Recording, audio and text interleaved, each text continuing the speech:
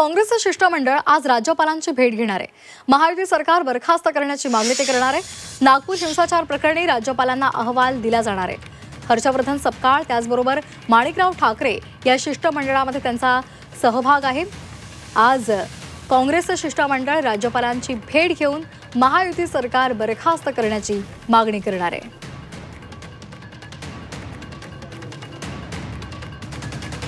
नागपूरमध्ये हिंसाचार झाला होता, त्या प्रकरणामध्ये राज्यपालांना ते अहवाल देतील।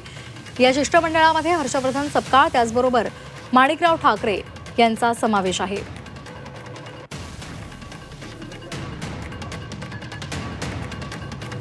तर काँग्रेसचं शिष्टमंडळ आज राज्यपालांची भेट घेणार आहे।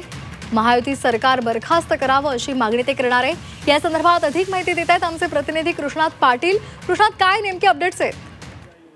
नागपूर दंगलीच्या निमित्तानं हे शिष्टमंडळ राज्यपालांची भेट घेणार आहे आणि ज्या प्रकारे एका समाजाला लक्ष केलं जात आहे आणि या दंगलीच्या मागे नेमकं कोण आहे हे शोधण्यात यावं। कारण ज्या प्रकारे दंगल भडकवण्यात आली किंवा त्या दंगलीचा मूळ हेतू जो आहे तो या प्रकरणातून स्पष्ट होतोय। त्यामुळे सर्वच काँग्रेसचे प्रदेशाध्यक्ष हर्षवर्धन सपकाळ त्याचबरोबर माणिकराव ठाकरे यासह सर्व काँग्रेसचे नेते जे आहेत ते आज संध्याकाळी 5:30 वाजता राज्यपाल यांची भेट घेऊन त्यांना निवेदन देणार आहेत की या संदर्भात आपण लक्ष घालावं यासाठी।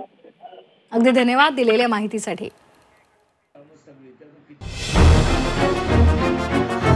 Say